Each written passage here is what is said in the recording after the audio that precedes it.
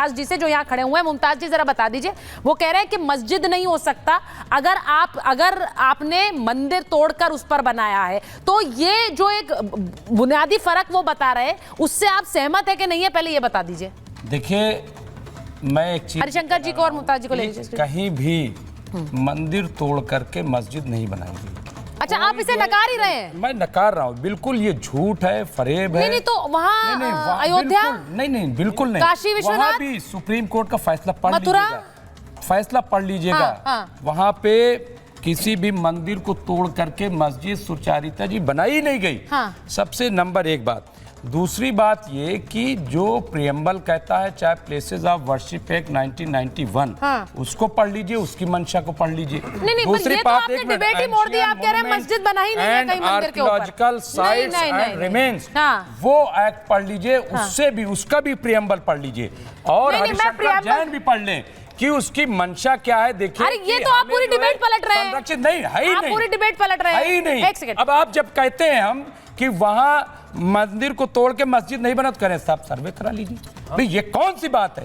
सर्वे के लिए नहीं। एक सेकंड, मुझे ये बताइए, काशी विश्वनाथ के महाबनारस में जब सर्वे हुआ, और उस सर्वे को लेकर आप जानते हैं कि कितनी सुर्खियां बटोरी उस सर्वे ने, वहां पर जो हिंदू मंदिर के अवशेष मिल रहे हैं वो कैसे मिल रहे हैं? आप कह रहे हैं मंदिर था ही नहीं, मस्जिद कहीं बना ही नहीं, वो अवशेष कहां से आए, ये बता दीजिए बस। जी नहीं, अवशेष ये तो भारत जमीन है। अच्छा, किसी ने गाड़ दिए, किसी ने जाकर छुपा के गाड़ दिए। चीज ये कि आप फतेहपुर सीकरी चली जाइए, जब आईने अकबरी बनाया गया, तो वहाँ आपको अंदाजा होगा कि वहाँ सारे मज़ाहिब के आपको सिंबल मिल जाएंगे, निशानात मिल जाएंगे। अरे भाई एक मिनट, ये नहीं डिबेट करना, अवशेष को तलाश करना, ये नहीं। आचार्य जी वो कह रहे हैं कि मंदिर में तो मस्जिद बना ही नहीं है, ये तो बस 15 अगस्त 1947 को, तो इसी को तो चैलेंज कर रहे हैं, तो फिर और वो मस्जिद है। ठीक है, आचार्य जी बोलिए, वो कह रहे हैं कहीं हुआ ही नहीं है। ईमान वाले हैं। हाँ। ईमान की बात करेंगे। अब ईमान कितने वाले हैं वो तो अल्लाह ही दिखाएगा। मुझे बताएं, वास्तविक तौर पर समझ में आनी चाहिए, सब समझ में आनी चाहिए। अभी बताइए कि मैं सबसे पहले हिस्टोरिकल फैक्ट, अभी बात कर रहे थे आईने अकबरी की, जो आईने हम बात ही नहीं कर रहे हैं। अभी आपने शब्द किया, मैंने तो बोला नहीं। आपने यहाँ बैठे हुए 5 लोग गवाए, आईने अकबरी का जिक्र नहीं, आईने अकबरी का जिक्र मैंने फतेहपुर सीकरी का जो मौजूदा, अभी तो बोला, आईने अकबरी का शब्द का उच्चारण किया अभी आपने आईने अकबर को कहा है कि अकबर का। चलो अच्छा ठीक है, कोई बात नहीं, लेट हिम कंटिन्यू। हां ठीक है, बोलिए। बच गए, मुझे समझ में नहीं आती है कि ईमान वाले लोग भी आज ऐसी बात। अरे भाई साहब सुन, बज रहे हैं ना कान, तो बज रहे हैं ना, पता नहीं क्या बजेगा, चिंता मत करो, बजने वाले। अच्छा अब अरे भाई मुद्दे पर रहिए। मैं वास्तविक तौर पर बात करने की बात करूं, सबसे पहले तो आज वर्शिप एक्ट की बात करनी चाहिए। इस देश के अंदर क्या कोई ऐसा कानून बन सकता है कि जो कहे किसी व्यक्ति को कि आप कोर्ट ही नहीं जा सकते, आपके अंदर कोई विवाद हो और आप कोर्ट नहीं? डेमोक्रेसी होगी या वो वास्तविक तौर पर एक ऐसा राजशाही होगी कि नहीं, जो हमने हुक्म कर दिया वो फाइनल है? ये डेमोक्रेसी है। वो कह रहे हैं कि नहीं, अजय जी ने कहा कि देश में दंगे ना हो इसलिए कानून बनाया था। क्या होता है भाई, देश में दंगे ना हो इसलिए कानून बनाया गया। आपको लगता है हम पागल हैं? आपको पता है, लगता है हम पागल हैं? नहीं, जो लोग कानून बना रहे हैं पागल हैं। अरे उन्हें बोलने दीजिए ना। देखिए अजय जी भी खड़े हैं ना, चंद्र प्रकाश जी भी खड़े हैं, शांति से खड़े हैं। लगता है यहाँ बैठे हुए लोग पागल थे क्या? शांति से खड़े हैं, सीख लीजिए। मुमताज जी प्लीज, मेरी रिक्वेस्ट। मेरे भाई साहब, आपको लगता है हम पागल हैं? यहाँ बैठे हुए वकील साहब पागल हैं? मुझे बताओ, अगर नहीं पागल है तो उनको पागल खाने भेज दो।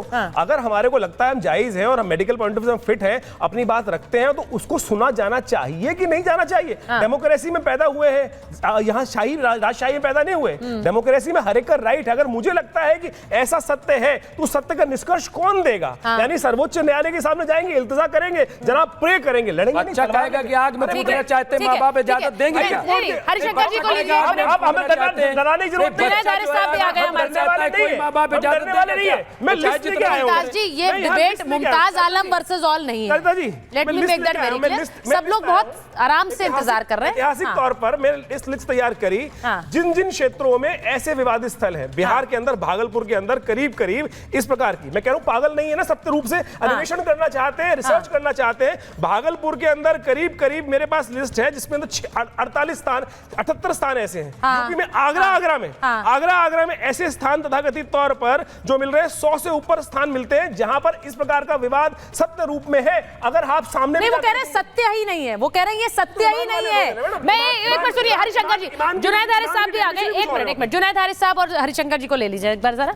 जुनैद हारिस साहब, आपने सुना जो डिबेट अभी चल रही है, उन्होंने कहा कि हरिशंकर जी कह रहे हैं, आप उनको स्क्रीन पर देख सकते हैं, वो कह रहे हैं कि कहीं भी मस्जिद मंदिर तोड़कर बन नहीं सकता।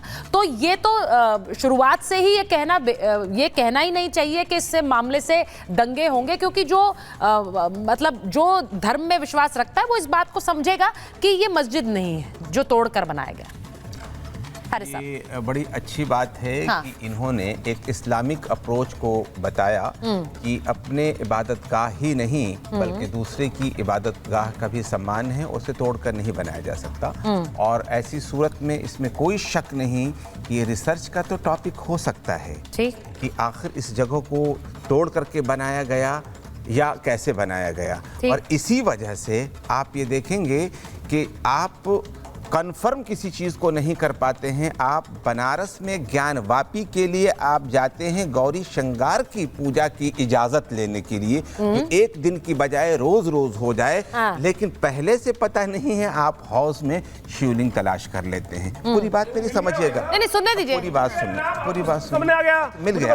तो इस तरीके से अगर गए थे, मिल कुछ और गया। ठीक है, वो बोल रहे अपनी बात कंप्लीट। आचार्य जी लेट हिम कंप्लीट ना। आचार्य जी सत्य सामने आ गया। अच्छा, ठीक है। आपको आंख के अंधे बन के बह रहे हैं और आप उसके ऊपर बैठे हुए थे, छुपाए बैठे थे, तो गलती आपकी है। मैं तो कह रहा हूँ आपकी रास्ता बोल रहे कंप्लीट कर ले वो। आचार्य जी एक मिनट प्लीज। हाँ कंप्लीट करिए। एक चीज और बहुत क्लियर होनी चाहिए कि जो हमारी अंग्रेजों से पहले का इतिहास है, मैं नहीं मानता हूँ कि हिंदू कभी भी इतने कमजोर रहे हैं कि अपने हक की आवाज नहीं उठाते।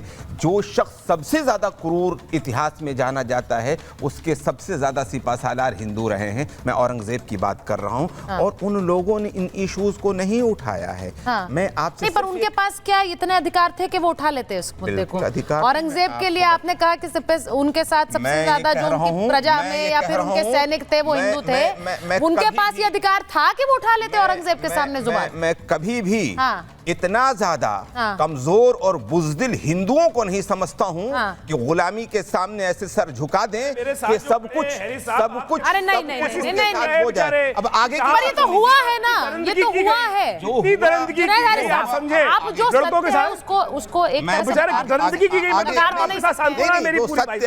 इतनी दरिंदगी की गई कि आपको सुन्नत करानी पड़ी। आपके साथ ऐसी स्थिति, दुर्भाग्यपूर्ण स्थिति रही आपके पूर्वजों के साथ, जो ऐसी स्थिति बना दी गई कि जो जगह में अपना सब कुछ जनेऊ इत्यादि सब कुछ त्याग का परित्याग कर। अच्छा बताइए, आपके पूर्वज अफगानिस्तान से आए थे या कहां से आए थे जी?